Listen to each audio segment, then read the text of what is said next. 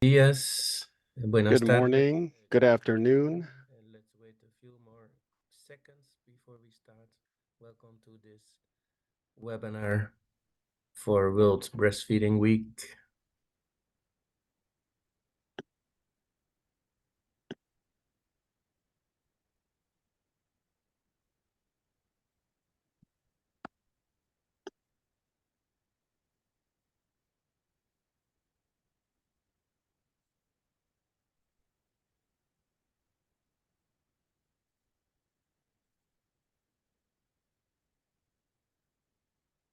Good afternoon. My name is Leo Nederveen. I'm advisor in food, nutrition, and physical activity in schools in the Pan American Health Organization. Welcome to this webinar co-organized between UNICEF and PAHO, Pan American Health Organization, and this is in the framework of the yearly World Breastfeeding Week. So let me start introducing to Vanessa Garcia Larson, Unit Chief in Risk Factors and Nutrition in the Pan American Health Organization Department of Non-Communicable Diseases and Mental Health for the opening remarks. Please, Vanessa.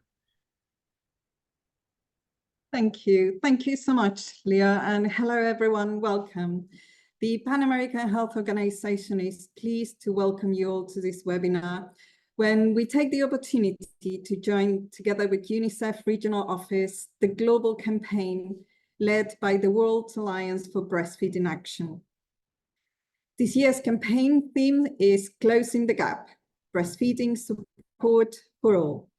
The 2024 campaign will celebrate breastfeeding mothers in all their diversity throughout their breastfeeding journeys, while showcasing the ways in which families, societies, communities, and health workers can have the back of every breastfeeding mother. The many benefits of breastfeeding cannot be overemphasized. Breastfeeding protects children against morbidity and mortality due to infectious diseases. Breastfed children have higher intelligence scores than children breastfed for shorter periods of time or not breastfed at all. We also know that breastfed children also have a lower risk of dental malocclusion, and there is evidence that breastfeeding protects against overweight and diabetes type 2. Mothers also benefit from breastfeeding their babies. Women who breastfeed have a lower risk of breast and ovarian cancer, improved birth spacing, and may also have a lower risk of type 2 diabetes and overweight or obesity. Breastfeeding support comes in many forms and takes place at many levels, starting in the community, where breastfeeding mothers and infants should be welcomed in local establishments to a woman and breastfeeding-friendly healthcare system. On the highest level, support also includes maternity protections from governments to help protect the health and rights of women and babies. Women everywhere have the right to respectful breastfeeding counseling from trained healthcare providers, as well as laws and policies such as maternity leave and paid time off when they return to work. The recommended actions to support women to breastfeed as long as they would like to include community support for women who breastfeed anytime, anywhere, so that it is normalized in public life, effective maternity entitlements that do not force women to choose between their families and their work, trained health professionals who can provide helpful, respectful breastfeeding support, and an end to exploitative baby milk promotions in all contexts. In this webinar, we're going to share the situation of support to breastfeeding mothers at the institutional and community level, and we'll listen to experiences from some countries currently supporting mothers in difficult circumstances through milk banks and by training health staff. Again, welcome to today's World Breastfeeding Week's webinar, and I look forward to interacting with all of you during the webinar. Thank you. Thank you, Vanessa. So we will also listen now to some opening remarks by Maaike Arts. And Maaike Arts is the Regional Health and Nutrition Advisor of the UNICEF Latin America and Caribbean Regional Office. Please, Maaike. Muchas gracias. Buenas tardes o buenos días a todos y todas. Thank you very much. Good morning or good afternoon to everyone. As I understand it, we have simultaneous interpretation. So I think as I see the questions, there's a little chat icon, or rather a Q&A icon at the bottom of your Zoom screen. If you can't see it, you can click on the icon that has three dots to access the simultaneous interpretation service. This will lead to you seeing a pop-up window that will offer you choices so you can select the language of your preference. Very well then. Good morning, good afternoon, colleagues. We are really grateful to have you with us in this regional event celebrating the event of supporting breastfeeding for all. And this is a PAHO campaign. We are very happy to have representatives from governments, civil society, communities to be able to begin World Breastfeeding Week. And I see that we have more than 400 people joining us here today so far. As you all know, the WHO recommends breastfeeding from the first few hours of life until a few years of age so that boys and girls, without regard to their context, to be able to ensure their survival and their proper development for the children. We just heard some of the details related to the importance of highlighting breastfeeding for all children and the campaigns undertaken by PAHO. In our region, we have a great deal of work to do. We've seen breastfeeding during the first few hours after birth, and we have less than half of children that receive breastfeeding for the first 6 months of their lives. And we talk about the children 2 to 3 years of age. We're talking about those that are breastfed to the tune of 48%. So this is why we need much more support for this effort in order for us to increase these numbers. And they need it from birth to the first few years of life. Now, for this to happen, mothers need a great deal of support. As we mentioned, we need policies that will protect the breastfeeding mothers. We need to provide access to health care of sufficient quality that focuses on breastfeeding mothers. And from the initial stages of breastfeeding to the final stages, this support mechanism needs to be in place. Clearly, we also need support from the families of the mothers that are breastfeeding. So we also need government to establish different monitoring systems and increase financing to protect, promote, and support breastfeeding at every level. UNICEF and PAHO work hand in hand with civil society and the academic sector to provide support for breastfeeding mothers.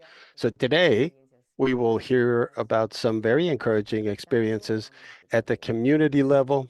We will hear cases from Guatemala, and at the institutional level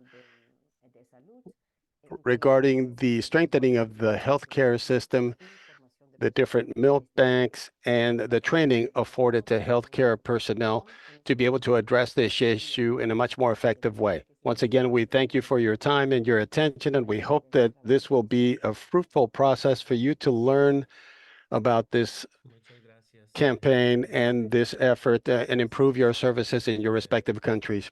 Thank you very much, Maaike, for your kind words. Once again, I'd like to mention that we have simultaneous interpretation services available in Spanish, English, and Portuguese. You can access said interpretation services by clicking on the globe icon at the bottom of your Zoom screen.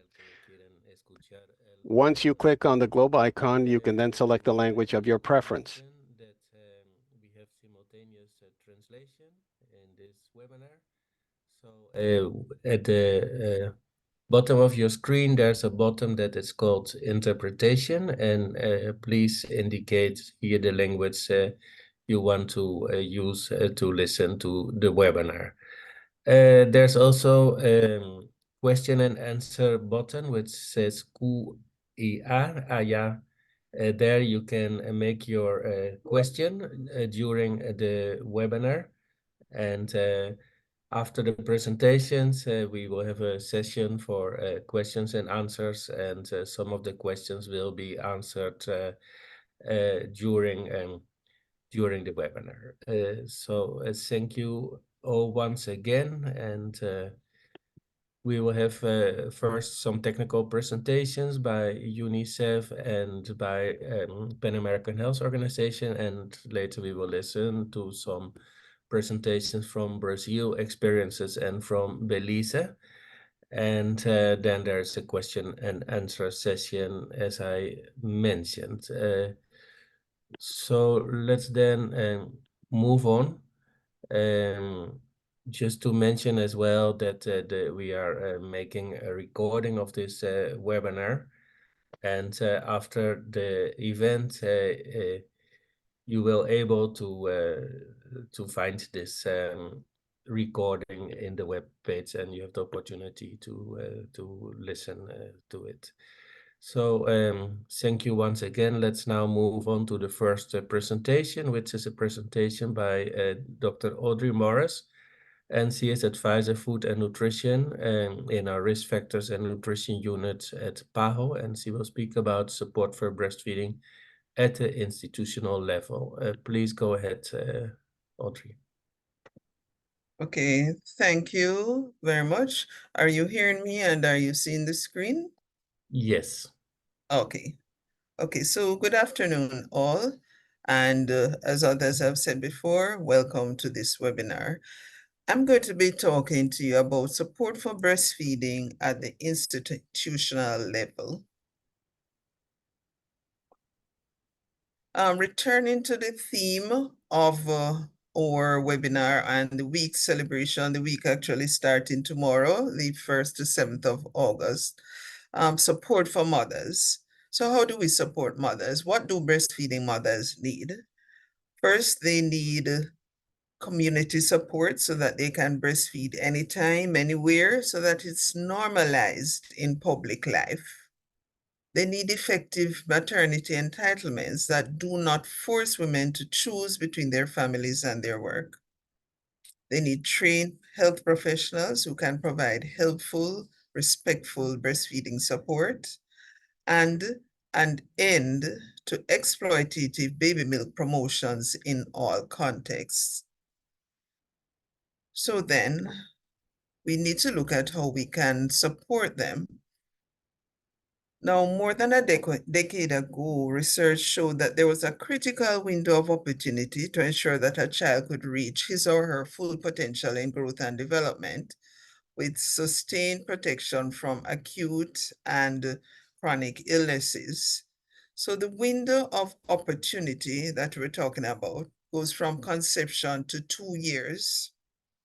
And additionally, the studies show that the time of growth faltering occurred in that first 2 years of life, but with one of the main factors related with the problem of inappropriate feeding, and that relates to non-exclusive breastfeeding and inappropriate complementary feeding. It's important to build an enabling environment then for infant and young child feeding in general and breastfeeding in particular. So this framework, and this is from the 2023 Lancet Breastfeeding Series, this framework refers to the determinants of good practices, including the structural settings and individual environments. Now, all these determinants can be affected by a series of interventions, and the interventions therefore have to be addressed to all levels of the socio-ecologic model to create an enabling environment.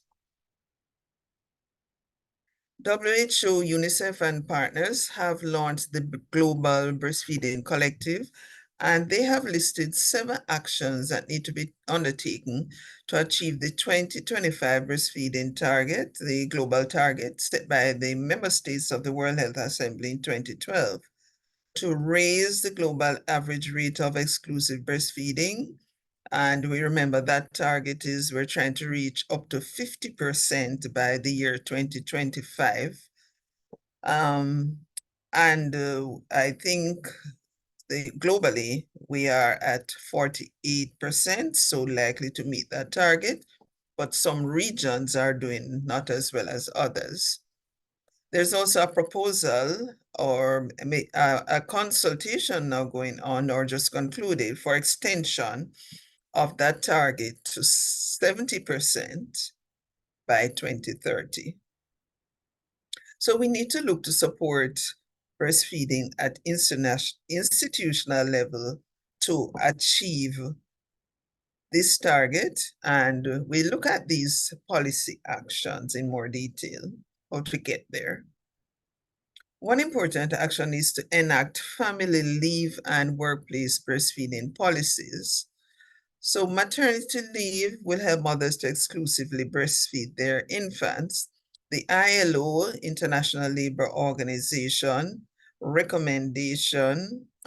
Convention 183 calls for 14 weeks of maternity leave, while there's a recommendation, 191, that this should be 18 weeks.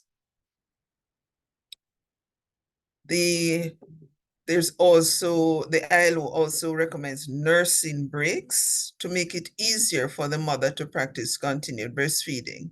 So ILO Convention 183 calls for 1 or more daily breaks, while the recommendation indicates that the frequency and length of the breaks should be adapted to particular needs, because every mother may be operating under different circumstances.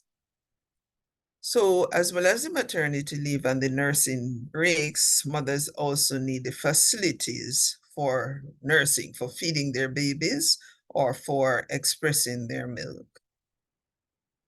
One of the things we need to remember, though, is that while these are general recommendations for every mother, every breastfeeding mother, it's important that they should also be applied in health facilities so that the health staff can also recommend what they are practicing, so their experience will be the same.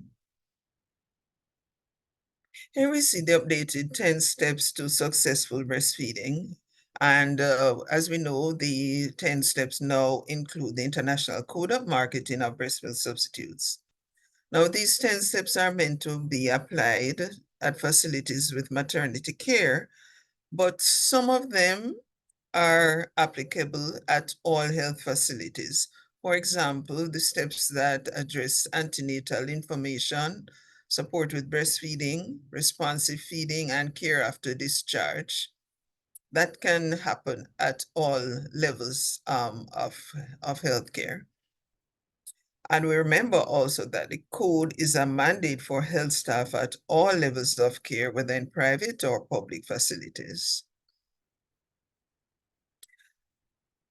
As we already indicated, early initiation of breastfeeding together with skin-to-skin contact is key for survival, for quality of life for the baby, and it has health benefits for mothers.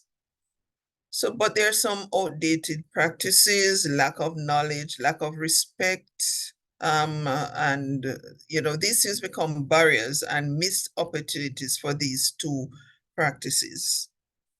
But what this graphic is showing is that when there are up-to-date practices in health facilities, it's more likely that more newborns will be put to the breast within an hour of birth, as we recommend.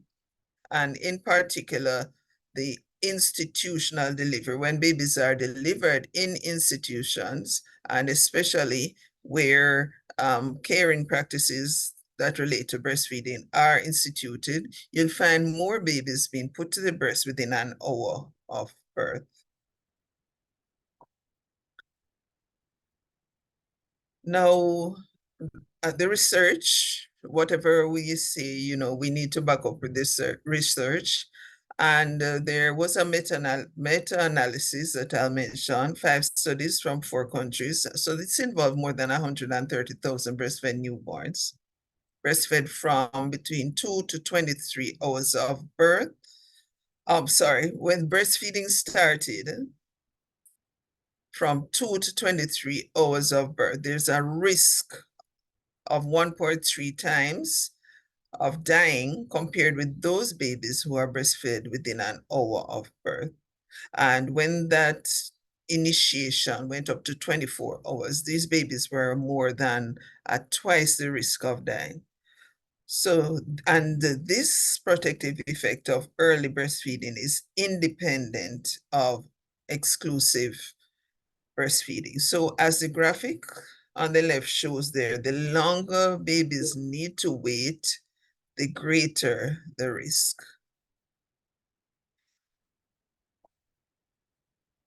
We also, all right, I'll move to the next slide.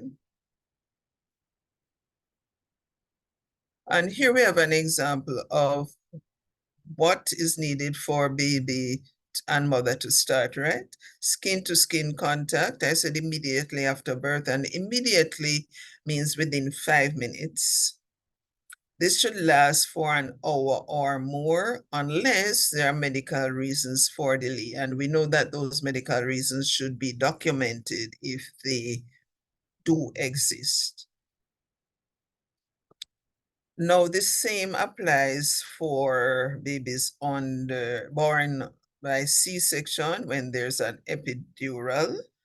And if there was general anesthesia, however, you would wait until the mother is responsive.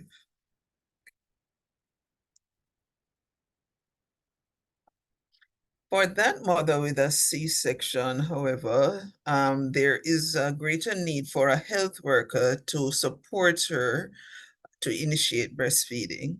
So what can happen in the interim what kind of help can be offered? The father or another family member can be in skin-to-skin contact to have the baby warm and comfortable. If the contact has to be delayed, wrap the baby in a way that it will be easy to unwrap him or her for skin-to-skin contact when the mother is alert. Also, premature babies, preterm babies with some problems, they can also benefit with skin-to-skin, and we need to remember that. And if the baby is unstable and in need of care, that skin-to-skin contact will be done once he or she is in a good condition.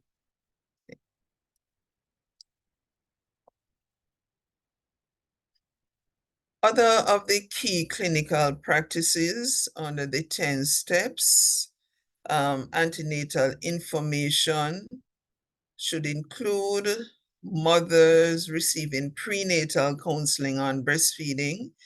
And those of us who are participating in the baby-friendly hospital initiative know that this information sharing with mothers is very important. We need, and that is just a marker, whether for the BFHI or not, but the mother should be able to describe at least 2 of the main breastfeeding topics when she's assessed. She should be able to tell us 2 things that she learned about breastfeeding during her prenatal counseling.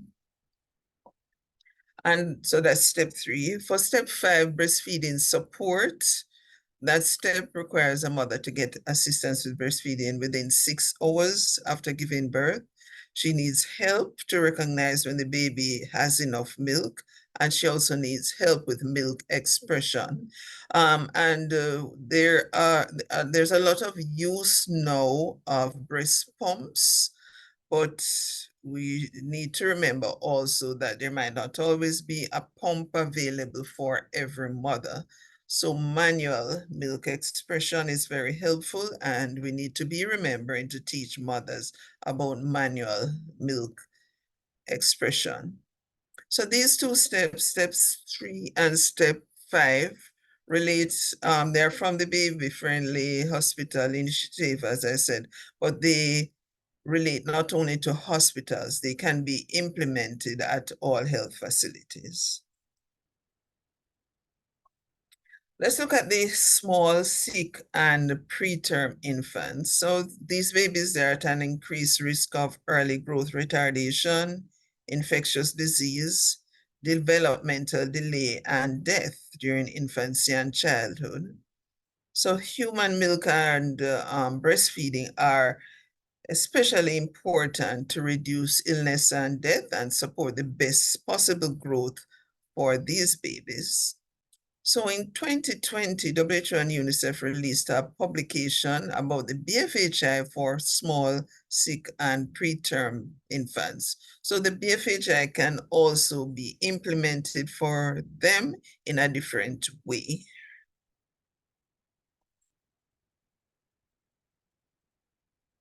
For them also, the publication indicates the importance of professional support, peer support, skin to skin, as we said before, rooming in, counseling, and support to initiate and maintain milk supply, as well as the provision of colostrum early and the use of donor human milk from banks.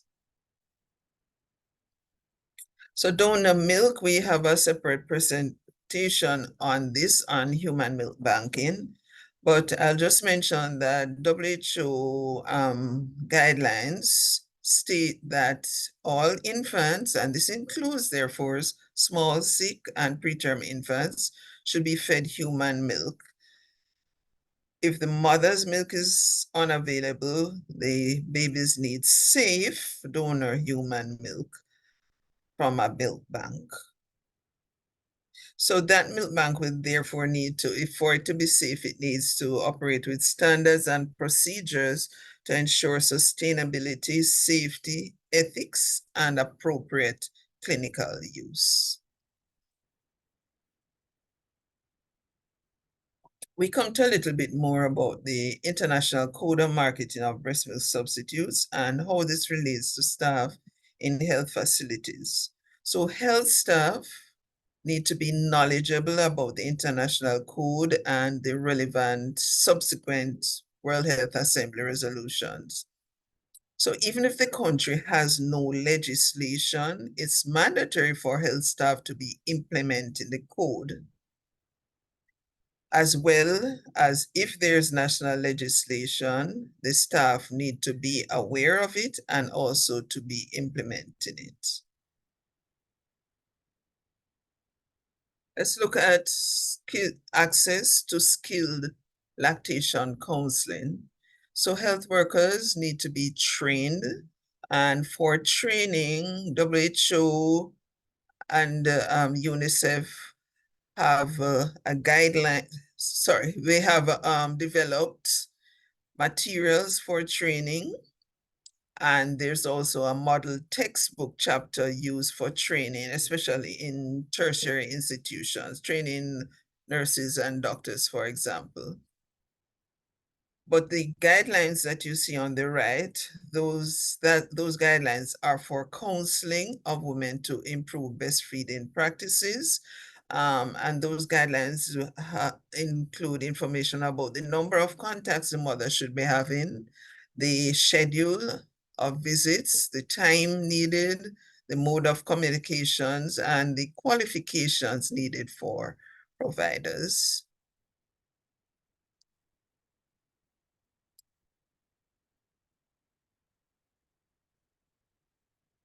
Another key area is strengthening linkages between healthcare and communities.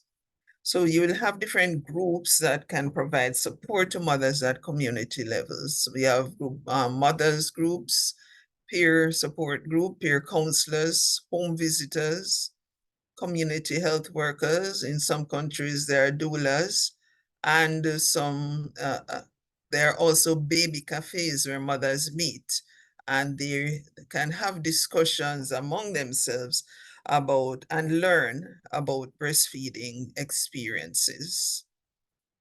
All this, of course, if you know the BFHI, it relates to step 10, the linkage between the facility and the community. So when linking with communities, what's the types of care needed? Counseling to provide information and, of course, improve mothers' confidence that she indeed can breastfeed. Teaching her how to breastfeed. Screening to detect problems in, for example, latching on, suckling, detective weight gain is going as expected. And when there are problems, the management to deal with the problems when they occur. Another key area, tracking the progress of policies, programs, and funds. So in tracking progress, there's a need for monitoring of breastfeeding rates, monitoring of code implementation, tracking what's happening in the maternity facility, counseling, and workplace policies. So all of those the progress needs to be tracked.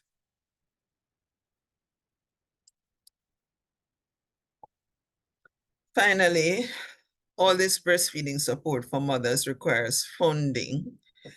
We can see from this graphic that every $1 invested in enabling a mother to breastfeed will generate $35 in economic returns. So the figure is for investing $5.7 billion by 2025 to reach the WHO target for next year. That would save the lives of 520,000 children. So that is one of the trackings that will have to happen to see how this particular area was met. But I will, however, leave you with the takeaway that investing in breastfeeding reaps rich rewards. Thank you. Thank you very much, Audrey. Thank you very much, Audrey, for this interesting presentation. A lot of interesting data and knowledge. I see there are already some questions in the Q&A, so we will be addressing some during the webinar, and some will be addressed at the end of the webinar. So for now, we're going to move on to the next presentation, which is a presentation about support for breastfeeding at the community level. And this presentation will be done by Maria Claudia Santizo, Nutrition Officer from UNICEF Guatemala, and Alejandra Figueroa, also Nutrition Officer of UNICEF Guatemala. Please go ahead.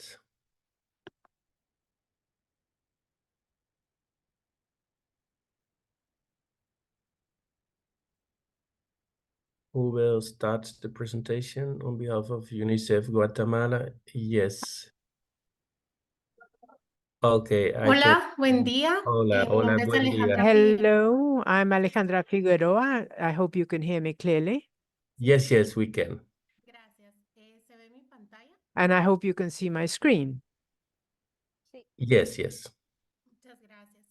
Bueno, para mí es un gusto It poder is a estar real con ustedes pleasure el to día de hoy. join you Muchas today, gracias and por la I thank you invitación. for the Para invitation. poder hablarles I sobre want to esta talk estrategia muy about this importante very en important Guatemala, strategy that's las being promotoras implemented in de maternidad Guatemala. It's the breastfeeding. midwives that promote Quiero maternal darles, breastfeeding. no sé si se ha compartido, sí. Bueno, quiero darles un contexto de Let me Guatemala first acerca de provide you the nuestra context for estrategia de lactancia Guatemala, materna. Tenemos un where we attach great 63% importance to de breastfeeding. beneficios maternales en primera hora de 63% vida, of breastfeeding occurs in the 63% de first hour alimentación of para life. niños menores de 6 53% meses of de boys edad and se girls under the benefician de age of mayor 6 months lactancia, mayor receive lactancia. Escuchamos exclusive breastfeeding, and we have porcentajes heard similares en some otros similar países. percentages from other Tenemos un countries. And we have a 29.1% of deliveries nationally that are cared for by midwives. So this is an important fact that leads us to think in depth and see what supports can be taken to encourage and promote breastfeeding at the community level. There are even some municipalities in Guatemala where the midwives take care of over 50% of deliveries. In addition, 82% of babies cared for by midwives who have been trained by the Ministry of Health have also been trained in breastfeeding and ensure that those babies receive mother's milk in the first hour. I'd now like to share a video with you so that you can see the work carried out by these midwives in Guatemala.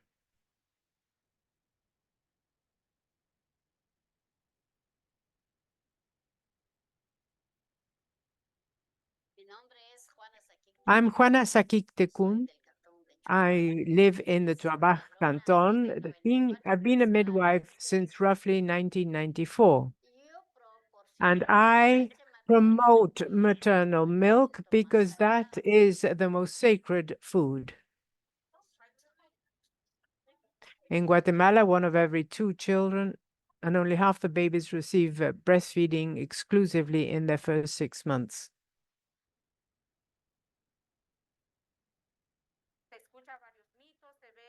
There are different myths and problems, and women attach great importance.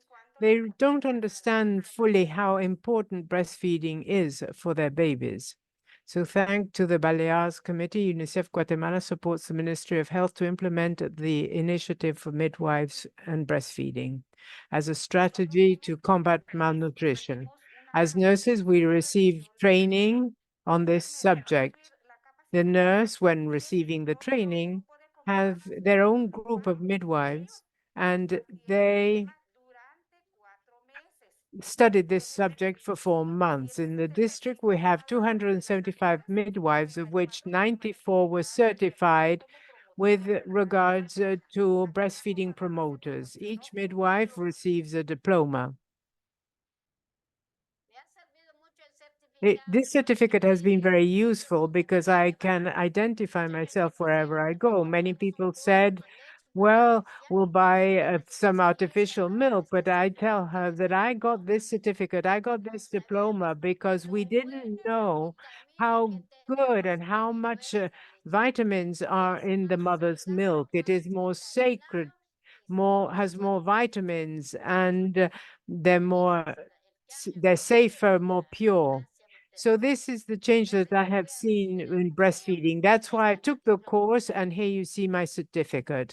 In the Department of Quiché, there are over 800 midwives recognized as breastfeeding promoters.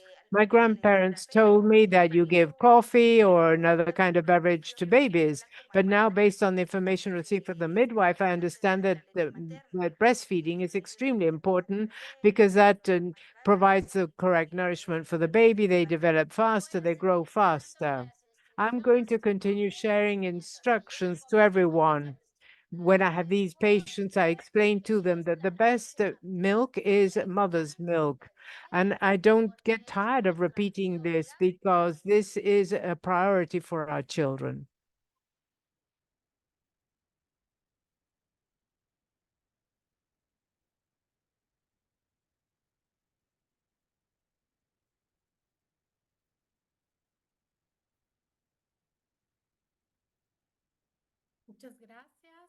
Thank you very much.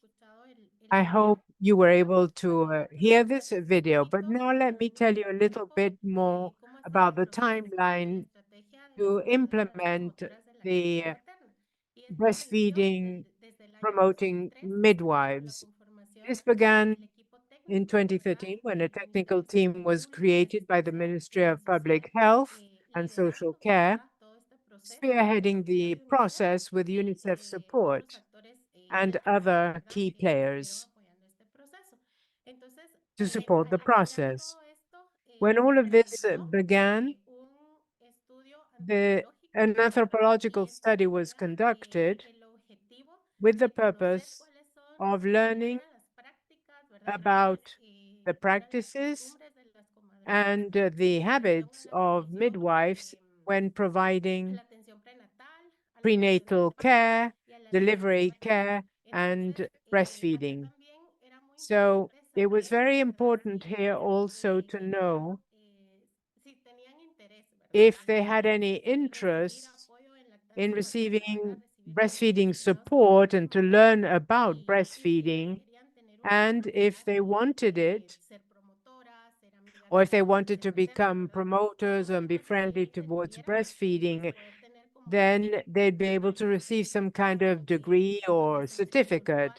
So in this case, they all said that the name they would like to have is promoters of maternal breastfeeding.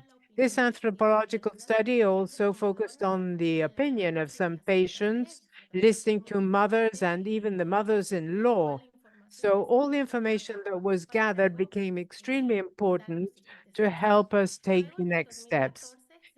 In 2014, the 10 steps for effective breastfeeding was adapted to ISALM, which is the local Guatemalan entity, in order to have knowledge sharing and practices with the midwives.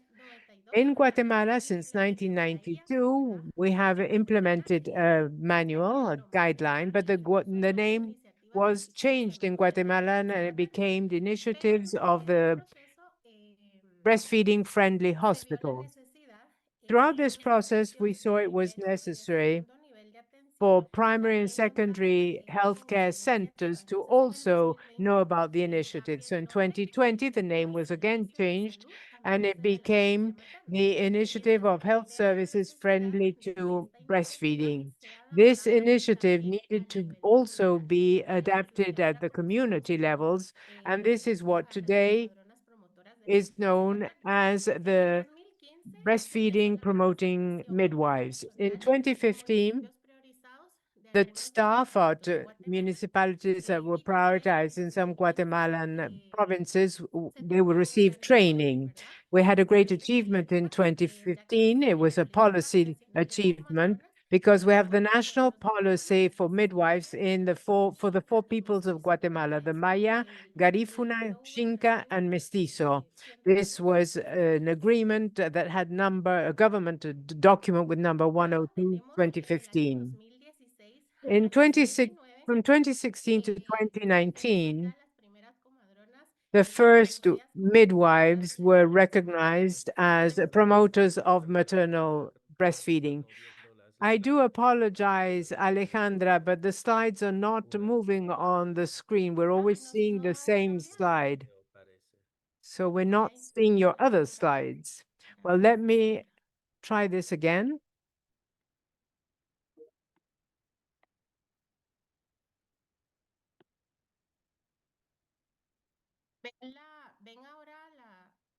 Are you able to see the slides now? Yes, now we're seeing the correct slide. Thank you. Is this the timeline? Yes, it is. The timeline slide.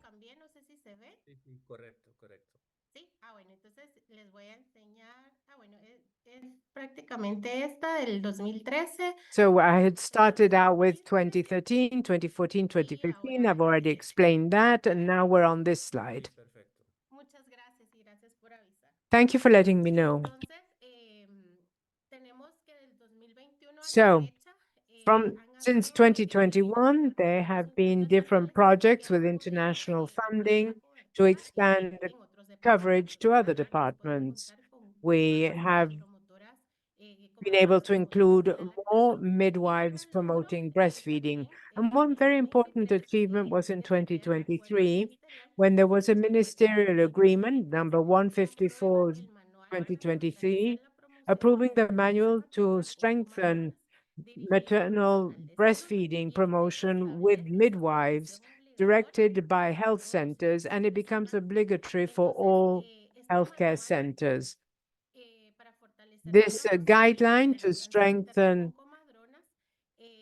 breastfeeding promotion by midwives aims to generate la promoción al personal de salud de una herramienta proporcionar al personal de or to salud una provide the metodología health personnel que with a permita methodological sugerencias tool prácticas to que share faciliten knowledge and la lactancia practices materna y with la lactancia midwives materna. having to do with Ya con esto, breastfeeding and child está todo nutrition. aquí, ¿verdad? This Que manual is a que full viene guide para that has to be poder followed by all staff formar members in todas order las to train these midwives who are the promoters of cómo breastfeeding. estos And let me show you pasos here the del different ISAL steps han sido of this ESAL program, adaptados ISAL. para ellas, como They ustedes have been adapted, el video as you saw in the está video. con material Midwives have físico, ¿verdad? physical Donde los material pueden that dar allows información them a la madre. to Entonces, educate acá the tenemos mothers. los pasos. These are the different Primero es steps. aconsejar The a first la is mujer to madre. advise the pregnant woman and mother Ay, perdón. Los corrí todos. ¿Verdad? Que amamantan sobre los about the beneficios de la benefits lactancia of materna involucrando breastfeeding, a la familia para involving promover the la entire lactancia. family to ensure a Número dos successful está breastfeeding. colocar Number la two mamá o el is recién to nacido place sobre the el pecho de la newborn madre on the en mother's contacto de chest, piel skin to inmediatamente skin después del contact parto. immediately after Intentar delivery. ligar To el ligate, cordón pinch and umbilical ligate and cuando cut deje the de latir umbilical y cord when it no longer beats El and paso has número flattened 4, out. cómo Step ayudar a 4, la madre how a to iniciar help la a lactancia mother to materna durante la begin primera breastfeeding media in hora the después first del parto. half hour after El paso delivery. número 5 es Step recordar a number la familia 5, y a la remind the madre y al recién family nacido that the que mother and durante todas newborn las must 24 horas del remain día. El together for paso the 24 número hours a 6 es day. recomendar a la And madre, step al 6, esposo, a su recommend to esposo the o a otro mother, miembro de la familia husband, no dar alimentos mother-in-law, recién or any nacidos other ni family ningún member to tipo de not give bebida que no any sea leche food or materna, ni beverage to the siquiera child other otro than tipo de bebida. mother's milk, no El other paso type of beverage. número 7 es darle Step a la 7, madre a dar encourage the lactancia mother cada vez que to lacte y breastfeed así whenever the demuestre su newborn necesidad tanto de shows a leche o de desire or need leche. of El paso feeding, número whether 8 it's es day or recomendarle night. a la madre Step no usar 8, pastos o recommend to bebés the mother to not fórmula o un recién use nacido que teats amamanta or únicamente pacifiers for por the pecho, newborn ¿verdad? and El to paso número only 9, apoyar a la feed madre through sobre el breast. a Step la madre 9, support the mother to sobre overcome dificultades potential en sus problems, deberes beliefs, and y ayudarle a barriers that mantener prevent la lactancia materna maintaining aún en caso de que la breastfeeding, madre trabaje even fuera de if casa. the mother Y el works paso número outside 10 of es the visitar home. a la madre Step por lo 10, menos visit the 2 veces mother en la at primera least semana twice después del in the parto first para week asegurarse post-delivery que to cada ensure vasomotriz that she is o only apoyarla breastfeeding en la or, solución if de sus necessary, to dificultades. support her Entonces acá should podemos she ver be facing el any mapa de Guatemala, problems. ¿verdad? Y This las is a map of dependencias y la Guatemala, cobertura hasta el and momento de it las shows the de 8 current departamentos que coverage están divididos of en 9 áreas de 8 salud, departments ¿verdad? En este divided in momento 9 health contamos con sections, and we have 5.765 presently comadronas reconocidas al exterior 5,765 como promotoras de la trained lactancia materna. Esto se midwives hace as al acuerdo ministerial breastfeeding enactado en promoters. So octubre thanks to the pasado, ministerial ya agreement, todos which los was enacted departamentos y last todas year, las áreas de all the salud de Guatemala departments and van health a poder areas of implementar Guatemala will soon be able esta to programación, implement this ¿verdad? strategy. Y con la cantidad de comadronas que And given the reconocidas a la number that fecha, there are más o already menos so many un recognized 25% midwives, de la cantidad de approximately 20 comadronas to son 25% of the full or total también quiero number of contarles midwives in sobre Guatemala. Corazón Let me Contempla, also tell you que about Happy UNICEF ha Heart. apoyado al UNICEF Ministerio de Salud supported the al Ministry of desarrollar la Health herramienta in Corazón developing a Contempla, la cual se technological tool utiliza known as para Happy enviar Heart, mensajes de voz a used las to send comadronas voice para recordar el messages paso to de la lactancia midwives, materna reminding y them recién llegado. about the Una vez breastfeeding la steps in comadrona their tiene una local reconocida language. Once a midwife has como been promotora de la acknowledged lactancia as materna, ella a por supuesto no breastfeeding solamente promoter, va a seguir she escuchando will be receiving pequeños these mensajes messages de regularly, lactancia short lactancia materna messages para focusing on para que siempre los breastfeeding tenga presentes. so that they never Los forget mensajes them. los tienen These que ir disponibles messages en are los idiomas available maya in the y 22 Maya guaraní. languages that are in use Entonces, in eso es Guatemala. todo. So Muchas that gracias. concludes my presentation, and I thank you very much. Muchas gracias, Alejandra. Thank you so much, Alejandra. That was extremely interesting to learn about the important experience that's been carried out in Guatemala and to see how you are working at the community level to complement the national or countrywide and institutional work. We already have quite a few questions, so please continue putting your questions in the Q&A. We will answer them as we keep moving forward. Based on our agenda, we are now going to have a presentation from Brazil, but it is my understanding that there has been a technical inconvenience. They were unable to connect thus far. So let me ask, and just give me a moment, please, while I check something out. Has Robin Daly Faber from Belize, are you ready to give your presentation right now? We can maybe switch the order around given this other problem. Mrs. Robin Daly Faber, are you ready to present now? Yes, I'm ready. Okay, that's great to hear. So Robin Daly is a nutritionist in the Ministry of Health and Wellness in Belize, and she will present about the training of health workers to support mothers. Please, you have the floor. Okay, should I go ahead and share my presentation Yes, or? please. Yes. Okay.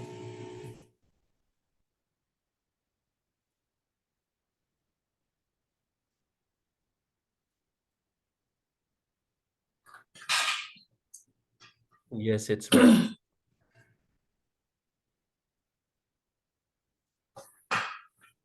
Okay. Okay, so can you see? Yes, we can see it. Okay, so good afternoon to everybody. I'm very pleased to be representing Belize and sharing on this presentation. I am Robin Daly Faber, nutritionist and technical advisor for nutrition for the Ministry of Health and Wellness in Belize. So my presentation is on the breastfeeding support for Belize and also looking at focusing on training. So just a little background for those who may not be familiar about Belize. Sorry, can I ask you to put We are in the middle of century. please? Oh, okay, sorry. Is it better? Certainly. Okay, all right. Thank you. So just a little background for those who might not be familiar with Belize. Belize is in the middle of Central America and also a part of the Caribbean. So we have a lot of Spanish-speaking countries around us, and we also were the only English-speaking country in the region. So a little bit about Belize, and this ties into our training as well. I'm sharing a little bit about our ethnic groups. We are a very diverse country. As we can see from the slide, we have Mestizo, a large population of Mestizo. We also have Creole, Maya, Garifuna, East Indian, and some other ethnicities as well. But most of our language that we speak is English and Spanish. As you can see from the right side, 75% English, and right behind we have about 50% of the population that speaks Spanish and Creole and some other dialects. So looking at our breastfeeding rate in Belize, we utilize the MIX survey from UNICEF and the Statistical Institute of Belize. And we've been gradually increasing over the years. So from 2006 to the latest MIX, we've had almost triple increase. So we were at 10% then, and now we're at 33.2. Currently, we're preparing to do the improvements. We are looking at the baby-friendly hospital initiative. We have all of our regional and most of our community hospitals and all of our regional hospitals certified. And this has helped us to have our high increase in breastfeeding, exclusive breastfeeding rate. Looking at that, we do also, I want to mention that we do have a high prevalence of stunting. So when we do training for breastfeeding, we automatically do training also for complementary feeding, or as we know, infant and young child feeding. They both tie in. So some more statistics about breastfeeding. There was a breastfeeding study, and we rely on this study to share information about how we can target our training.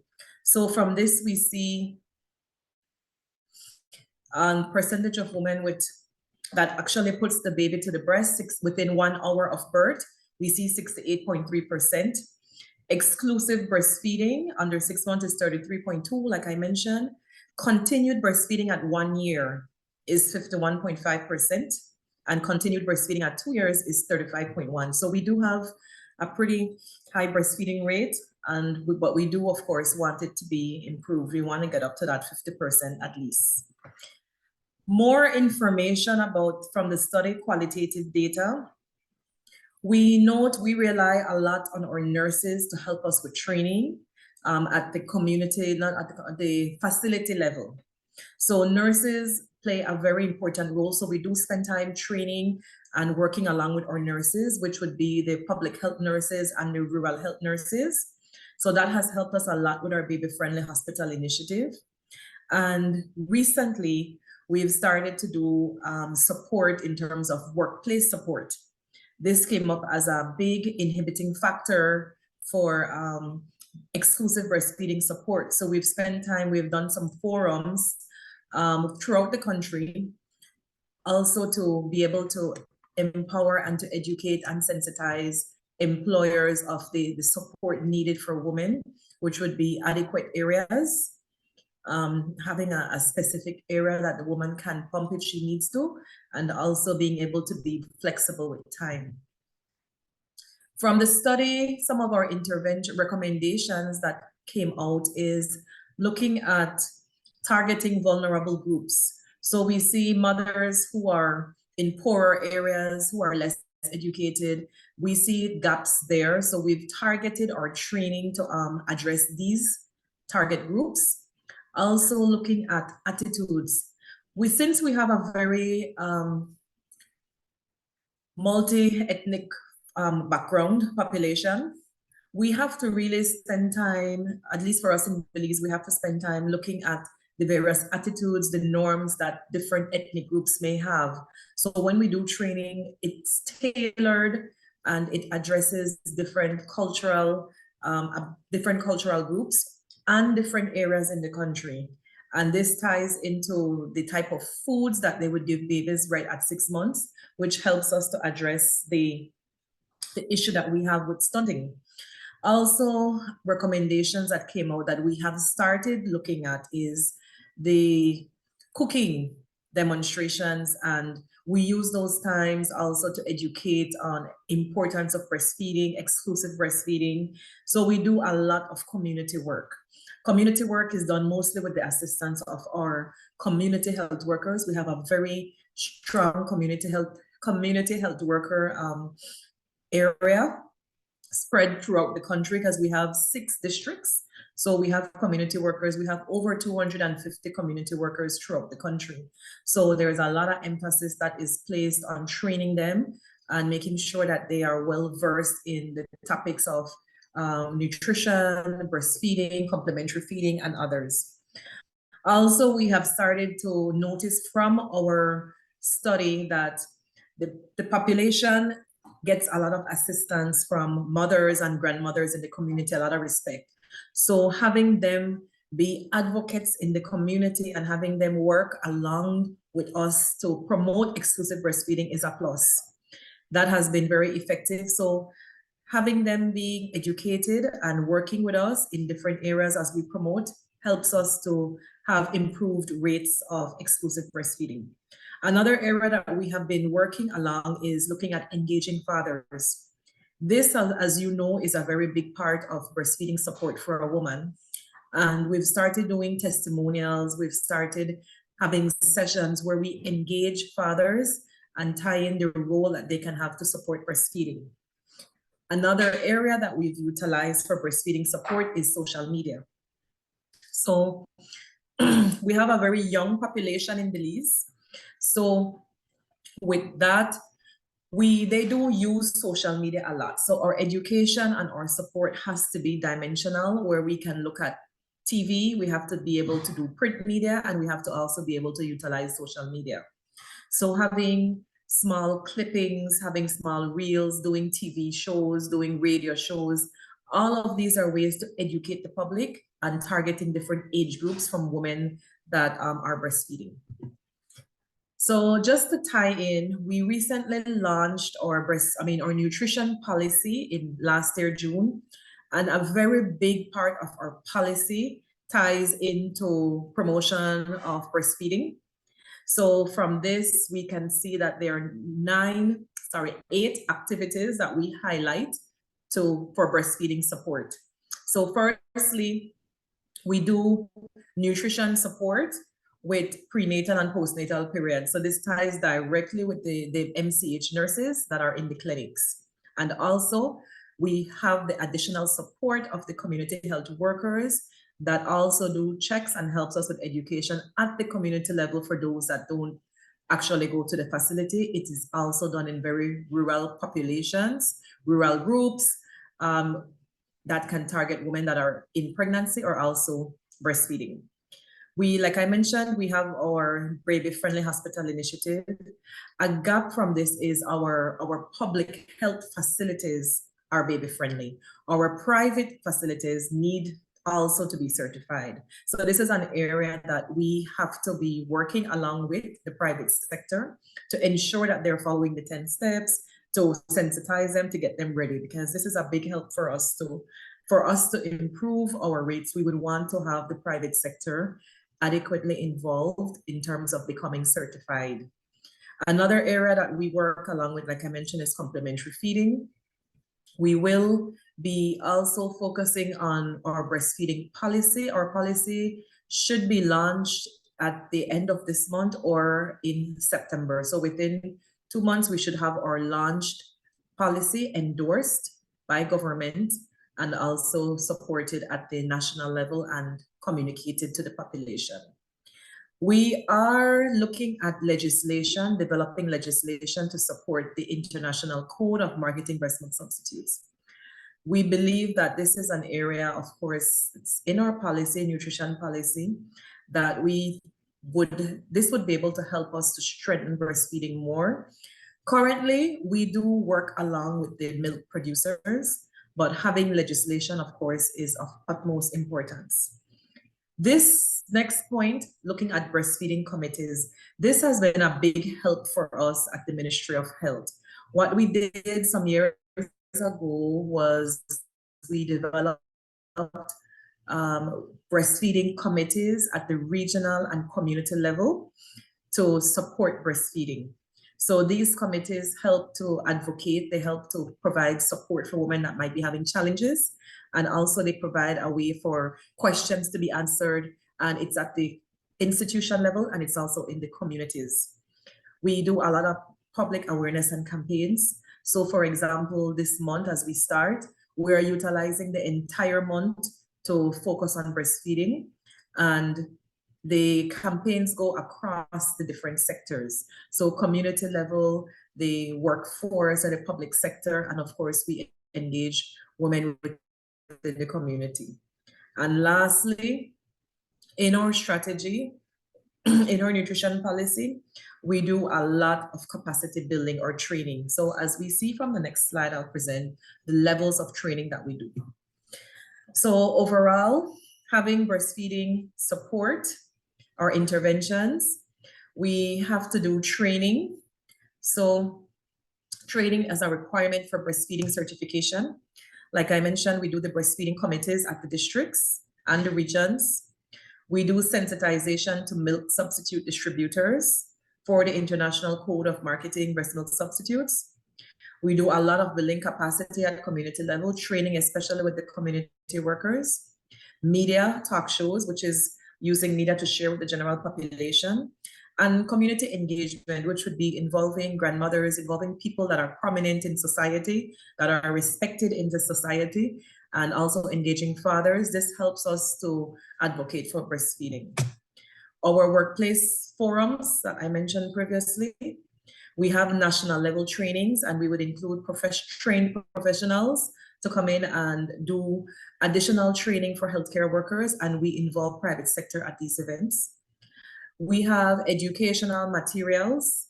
So we have breastfeeding challenges, we have our breastfeeding manuals that we use in terms of nutrition in pregnancy that we use to support education. And recently we had meetings with the ILO, the Belize representative for ILO, and also with the Ministry of Labor and the Ministry of Public Service for establishing policy for workplace support for breastfeeding. This is something that has been an inhibiting factor for us from our various studies. So this is a big priority for us to do. And even though we've had the conversation, just having the conversations creates that awareness. But we need to, of course, have it as legislation of the support that we're asking within workplaces. And like I mentioned, our breastfeeding is to be launched in the next month or so. So looking at our breastfeeding committees that I mentioned, the breastfeeding committees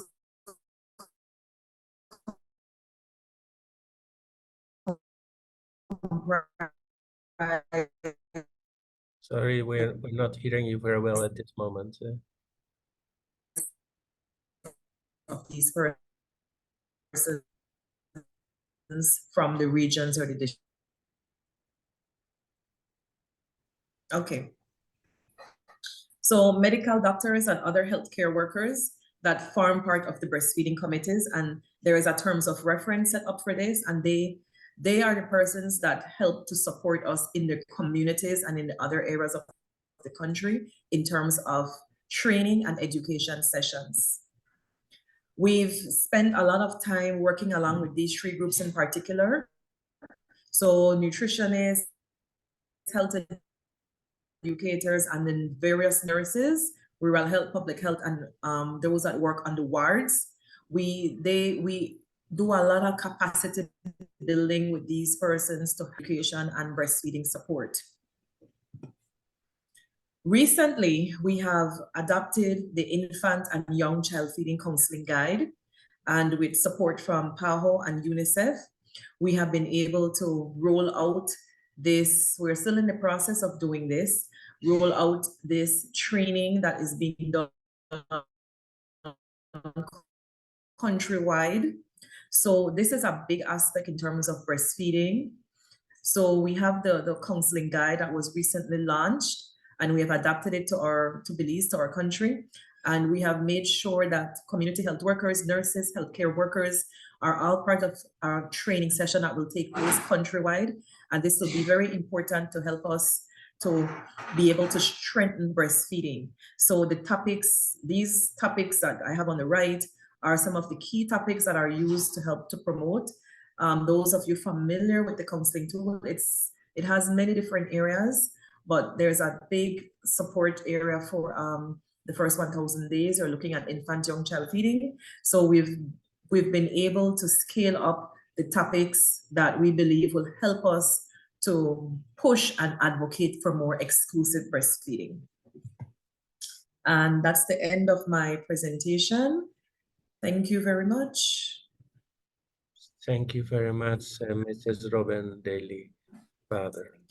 Let's then move on to the last presentation. I think we heard a very good comprehensive overview of the good experience of Belize, and we will now listen to Brazil. And the next speaker is Dr. João Aprígio from the Collaborating Center of PAHO WHO, Fundação Oswaldo Cruz, Fio Cruz from Brazil. He will speak about milk banks supporting mothers. Yes, we can see you. Welcome. Muy buenas tardes, gracias. Good afternoon. Thank you. I don't know what happened because we were connected from the outset, but I did want to say that we are very grateful to the WHO and PAHO for this opportunity. On behalf of myself and our institution, We are very grateful. And we're also grateful on behalf of our network for this opportunity to share some of our experiences. What we were asked to do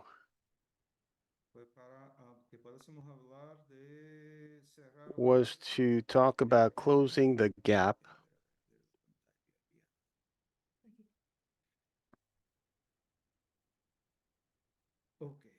Sí, vemos la presentación. There you go. Sí, perfecto. Yes, we see it perfectly now. Very well. I was asked to talk about closing the gap and what we've been doing with regard to protecting human milk from a perspective of ensuring a safe and secure mechanism for all. Now, as part of this Closing the Gap initiative, our focus from the standpoint of the milk bank network and the human milk Brazilian network have focused on these issues. I wanted to first introduce who we are. As I heard the colleague from Guatemala and listening to what they're doing there, I felt very proud because we have a network and a collaboration with the Guatemalan network, and they've done a fantastic job, and they've expanded their efforts to the third level of care, starting from the primary care tier. In our milk bank network, we see similar components to the network that they have in Guatemala, and they have extensive facilities that they have developed in different cities. So greetings to them. Our perspective as a milk bank is to ensure safety and access to newborns. It's important for us to understand that we are not a collection center for human milk. We are not involved in the processing and the collection and the production of this. That's just one aspect of our work, but we do engage in other types of work. In addition to human milk, we also work with different food technologies to treat the maternal milk as a functional food product. And this will allow children and newborns to capitalize on the benefits of this product. But we don't have a mechanism whereby human milk is donated. And for this reason, in our network, what we have are support facilities. And as you can see on the images that you see on screen, our milk bank allows us to undertake different actions and do so in different types of facilities. And so we are a hub that provides support for the in-country systems with training and advisory services and all that. Now, with this in mind, we have worked with the Ministry of Health in other countries, most of the members of the PAHO network, and we worked with the ministries of health from different countries and addressed different nutritional issues. And we've developed a very broad technical cooperation network as part of our work. We have a certain mission with certain priorities, but we also have other networks. It's the Hydro-American network, which is headquartered in Madrid, but has a presence in all of the Americas. This network includes Spanish and Portuguese-speaking countries. And during the month of November, we had our first Congress on milk banks and addressed the gaps that we need to look at the global level to undertake measures to close them. Now, when we talk about breastfeeding, we have to also talk about human rights. We've done a lot of work in this regard in Argentina and other countries. And we've worked extensively with human rights organizations from other countries, China, Southern Africa, and what have you. Now, what about us? We've got the BRA 87. We're a global cooperating center for PAHO to work on a global health perspective, the monitoring and developing of country, emphasizing on two SDGs, 3 and 7. This shows some of the targets. I'm not going to go into details. It's not the topic for today, but I just wanted to show what we're talking about, to present our perspective to you. What I wanted to see is look at the the Brazilian Human Milk Banks Network. We have a number in Guatemala that is working in the network. Well, there's a network with Brazil, with Argentina. So there are a number of networks for the milk banks. So I wanted you to know what our human milk network looks like in Brazil. We have monitoring and constant assessment of what we're doing, plus monthly assessments, which is consolidated in our observatory. We have taken care of a lot of over 225,000 low-weight newborns and premature babies in order to cover the needs. We gather 253,265 liters of human milk. In 2023, we had 198,697 women donors of human milk. And what we like the most is our attention to take care of breastfeeding within the network, because each milk bank has at least one laboratory to receive mothers and everything having to do with breastfeeding. We answer all kinds of questions when there are doubts or don't have enough milk. We even answer questions having to do with breastfeeding techniques. So all these questions that mothers have, we're able to answer. In our network, these numbers are dynamic. They're actually already different, but as of December last year, we had 230 human milk banks and 222 collection centers.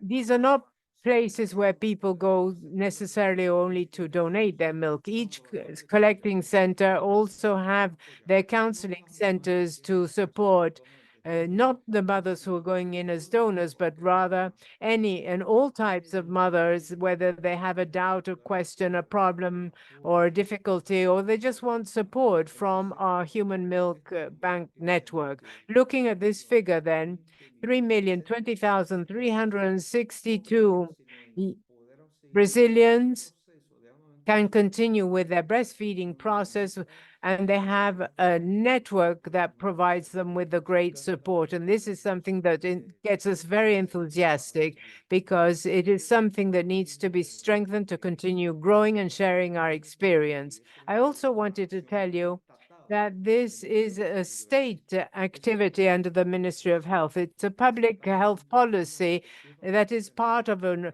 overarching perspective that we want to reach with our maternal health. Closing the gap in the network. What are the gaps we're referring to? What are the gaps that we have seen in recent times, in recent months, or even the recent year? In order to try and have this discussion as part of the proposal, which is the celebration of breastfeeding, we selected four lines of action. What are the true gaps that we are focusing on? Universal access to human milk. Why? Because in Brazil, having all these figures, which are very significant, but this represents 65% of our need. to have universal access to health milk is a gap that we still have to face. We have a number of challenges to overcome barriers in order to respond to it. Here we talk about different problems. There might be technical, government policies, institutional, but also funding. And tomorrow we will be celebrating this kickoff of the breastfeeding week. I'm presently in Rio de Janeiro, but it will be in Brasilia, and the minister will be presenting an important initiative, which is to encourage more investments in the milk banks to increase the volume of collection. But in order to expand the collection, we need to expand other areas. This doesn't necessarily mean to receive more people, but to receive more, not only quantitatively, but we need also strategies to expand our qualitative capacity, which is another important. The second gap that we are facing is how to overcome training when wanting to provide breastfeeding knowledge within the health sector, and most particularly in our network. We want in our network to develop all this counseling plus action to have inclusive, comprehensive breastfeeding experiences. Something that we've seen, and let me briefly touch on this in these few minutes that I have remaining, it was an unfortunate experience when we had a public calamity due to the storms in southern Brazil, the extreme south of the country in the state of Rio Grande do Sul. This was a very painful experience, but it did generate also opportunities to find alternatives. With these figures that I have shared with you, we have taken care of 225,000 newborns in Brazil. These are significant figures, but there is a need to grow 35 to 40%. So the question is, how can we do this in Latin America?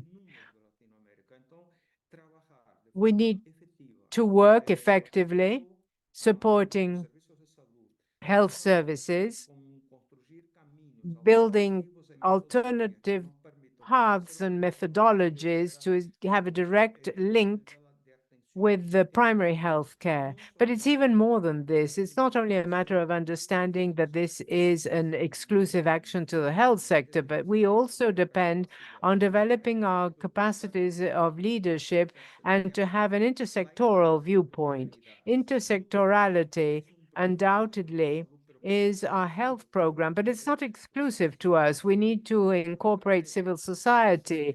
We have to incorporate other groups and institutions into this, and that's what we're trying to do. I would really love to have an opportunity to share with you what we're doing in this line of action. Another gap that we want to overcome about training is what you can see on the screen. This is well known. It is something that has been in existence for many years. Women who are not fully sure whether they have milk or if their milk is going to be good enough to feed their own child, and how women with intellectual deficiencies might be supported when they are going through the experience of breastfeeding. So there are many situations that need to be discussed. So in this perspective, what we have done is incorporate working alternatives. We know that women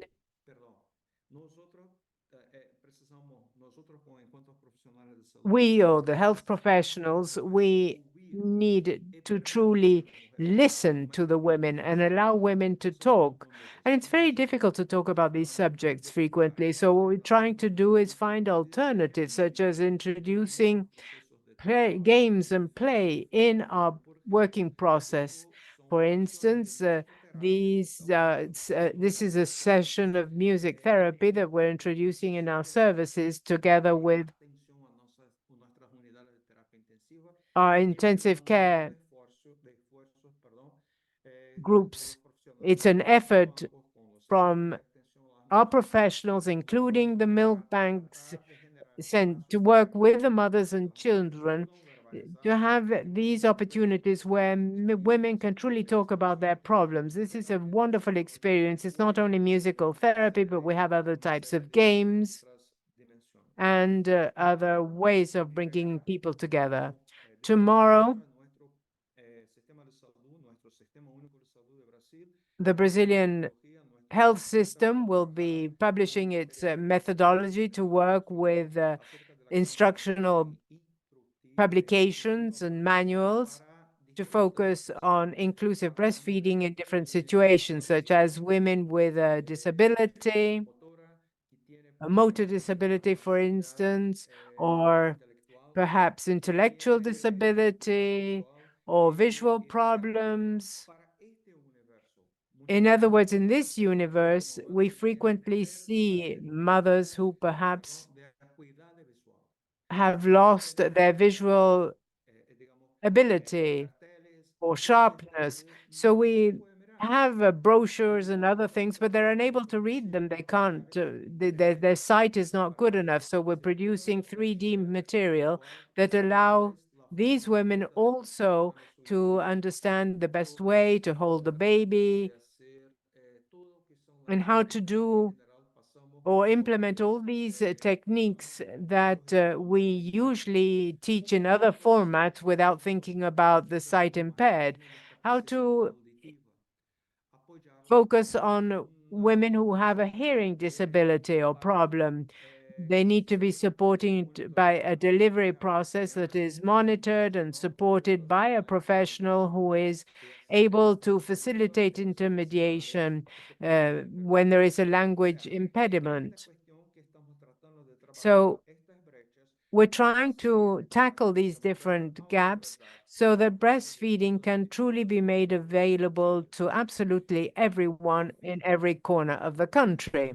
And lastly, and I do apologize for exceeding my time allotted, I've gone beyond my 15 minutes, I believe, but I want you to know what we're seeing in Rio Grande do Sul. This was unimaginable. These are images from Porto Alegre and the flooding there. And the health system in Porto Alegre collapsed entirely, fully collapsed. The rain and the floods and everything else that happened was a very painful, terrible experience.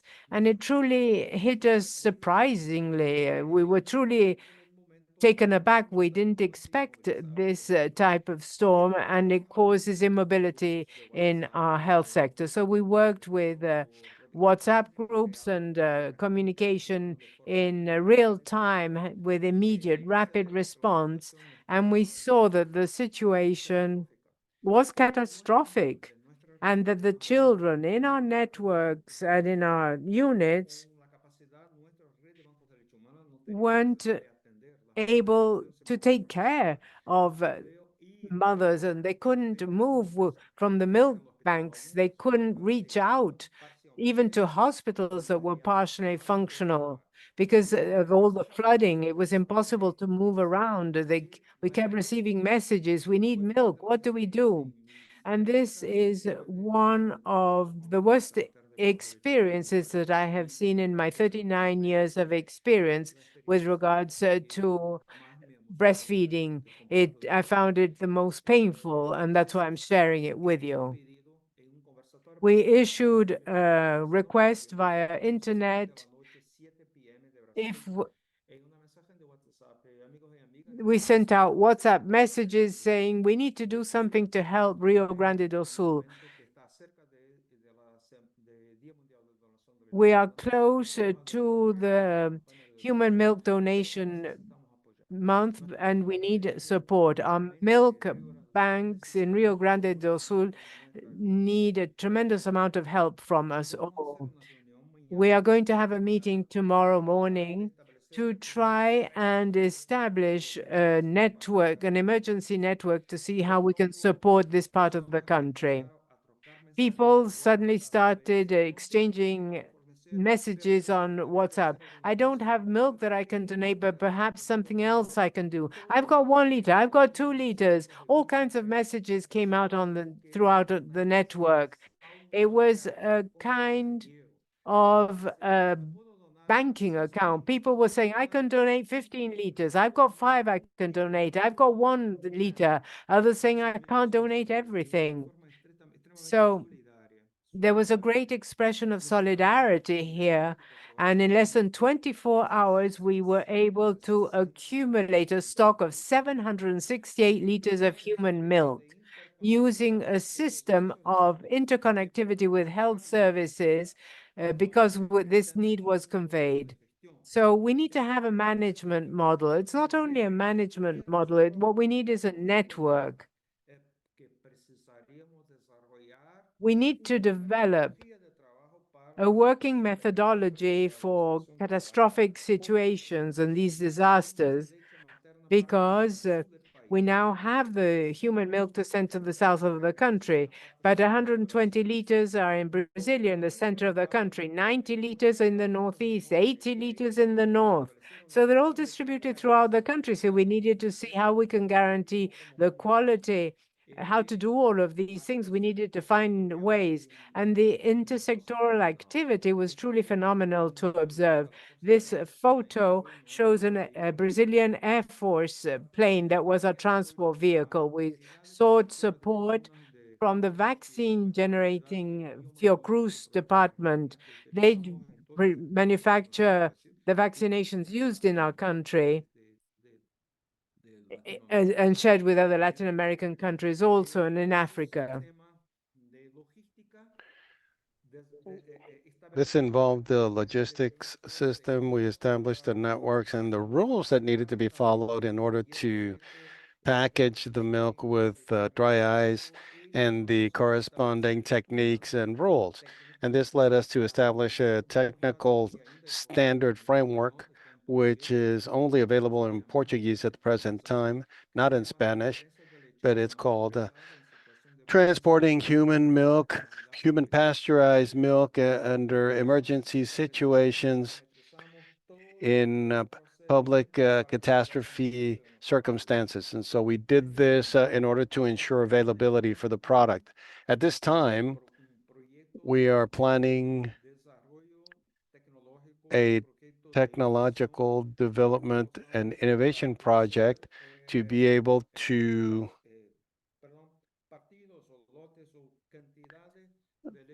create lots of certain quantities of human milk that we can make available to healthcare facilities, that we can make available to PAHO and other organizations who then could in turn use the product under different emergency situations with all of the inherent safety controls and safety guarantees to be able to use the product. We just went through a crisis in Ukraine when our colleagues from the human rights organization in the European Union